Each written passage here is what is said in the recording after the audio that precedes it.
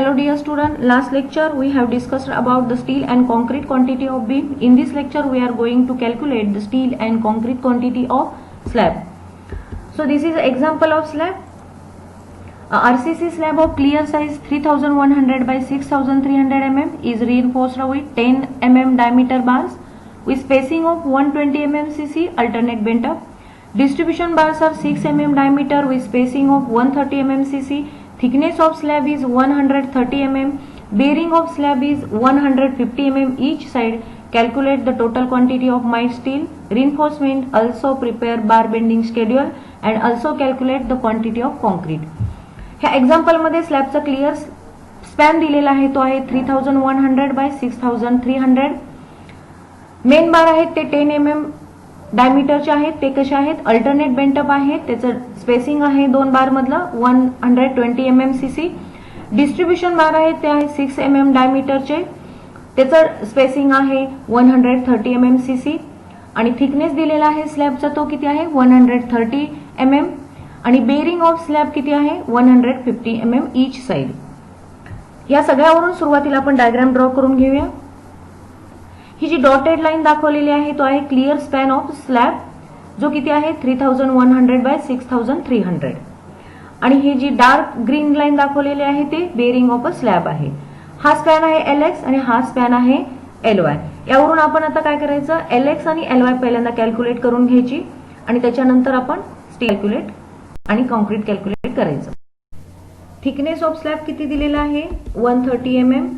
इथे आपल्याला clear cover दिलेलं नाहीये त्यामुळे ते अज्युम करावं लागेल. ते आपण किती अज्युम करूया 15 mm. त्यानंतर आपल्याला आपला क्लिअर स्पॅन किती आहे स्लॅबचा 3100 बाय 6300. आपल्याला LX कॅल्क्युलेट करून घ्यावी लागेल आणि त्याच्यानंतर LY कॅल्क्युलेट करून घ्यावी लागेल. तर आपल्याला LX कॅल्क्युलेट करताना काय करावं लागेल क्लिअर स्पॅन जो आहे 3100 त्याच्यामध्ये आपल्याला दोन्ही साइडचं बेरिंग्स ऍड करावं लागेल. त्यामुळे 3100 प्लस 2 इंटू 150. सो आपली LX किती आलेली आहे 3400. त्याचप्रमाणे आपल्याला LY कॅल्क्युलेट करून घ्यावी लागेल 6300 प्लस 2 इंटू 150. सो आपली LY आलेली आहे 6600.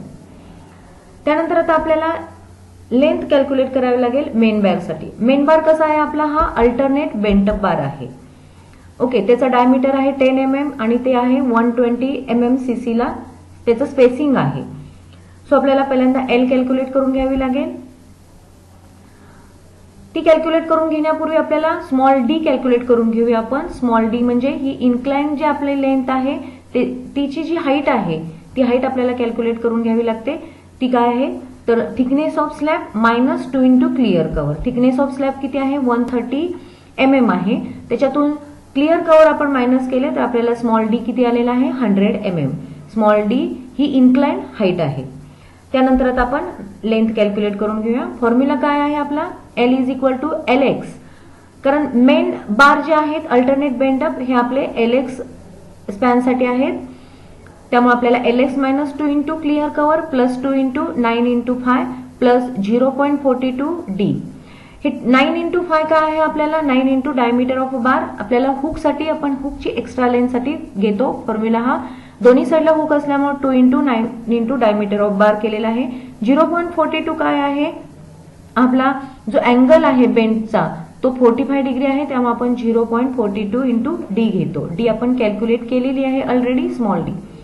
सो व्हॅल्यू पुट करूया आपण. LX किती कॅल्क्युलेट केलेली आहे 3400 minus 2 into CC 15 plus 2 into 9 into diameter किती आहे मेन बारचा जो अल्टरनेट आहे तो 10 mm आहे प्लस 0.42 इंटू स्मॉल डी आहे 100. सो आपली L आलेली आहे 3592 mm म्हणजे 3.592 मीटर. ओके त्याच्यानंतर आपण काय करायचं आहे नंबर ऑफ बार्स कॅल्क्युलेट करायचे. नंबर ऑफ बार्स कॅल्क्युलेट करताना आपल्याला काय करावं लागेल आपण जरी LX ला आपले मेन स्टील बार असतील तरी आपलं त्याचं स्पेसिंग हे होतं ते LY डिरेक्शनला होतं. त्यामुळे आपल्याला LY minus 2 into CC divided by spacing plus 1 हा फॉर्म्युला इथे वापरावा लागेल.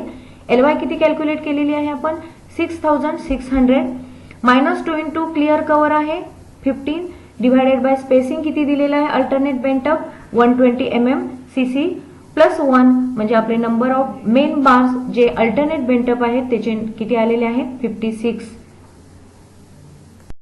त्यानंतर आपण काय कॅल्क्युलेट करणार आहोत, लेंथ ऑफ डिस्ट्रीब्युशन बार जे आहेत LY डिरेक्शनला. डायमीटर आहे 6 mm, स्पेसिंग आहे 130 mm CC. हे आपले आहेत डिस्ट्रीब्युशन बार. डिस्ट्रीब्युशन बारला दोन्ही साईडला हुक आहे, ते बेंटअप नाही आहेत, त्यामुळे आपल्याला स्ट्रेट बार प्लस हुकची लेंथ कॅल्क्युलेट करावी लागेल. सो आपला फॉर्म्युला काय आहे, LY, कारण आपले ते LY डिरेक्शनला आहे त्यामुळे LY -2 into clear cover plus 2 into 9 into 5. हुकसाठी आपण घेतो 9 इंटू 5 म्हणजे diameter 5 is a diameter of a बार.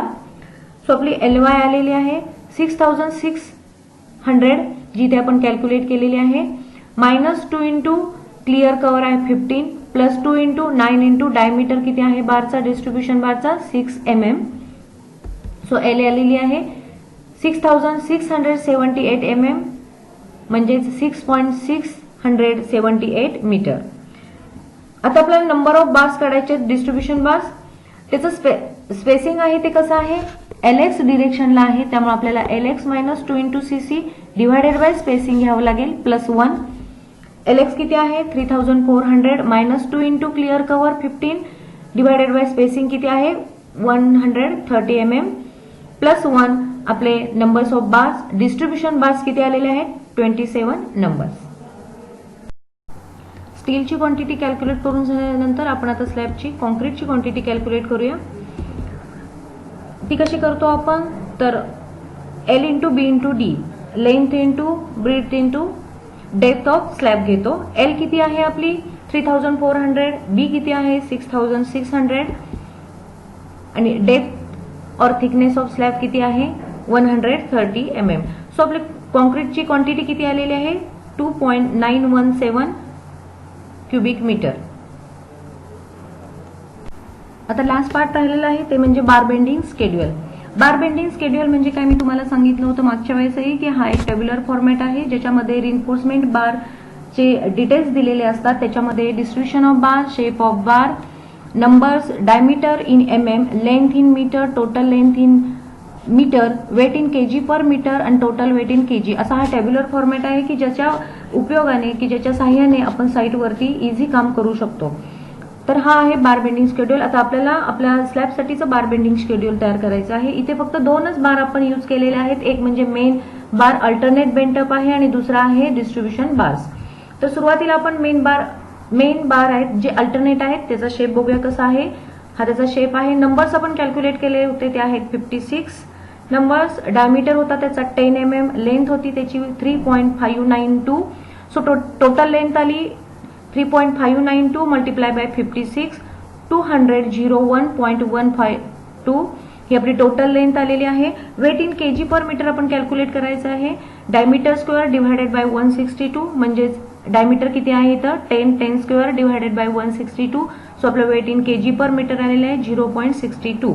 त्याला आपण टोटल लेंथनी मल्टिप्लाय करायचं आहे म्हणजे 0.62 मल्टिप्लाय बाय 200 152. सो आपलं टोटल वेट इन केजी आलेलं आहे 124.71.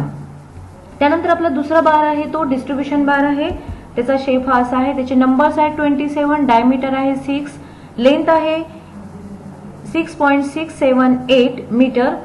सो आपली टोटल लेंथ आलेली आहे 6.678 multiply by 27 180.306 metre. So weight in KG per metre आपल्याला कॅल्क्युलेट करायचं आहे. आपला डायमीटर आहे 6. So diameter square divided by 162, 6 square divided by 162 0.22 multiply by 180.306. So total weight in KG आलेला आहे 39.67. So addition of these two is 164.38 kg. So total quantity of mild steel reinforcement in slab is 164.38 kg. माझ्या मते तुम्हाला हे example समजलं असेल. यानंतर आपण कॉलम अँड फुटिंग साठीचं क्वांटिटी कॅल्क्युलेट करणार आहोत स्टील अँड कॉन्क्रीटची.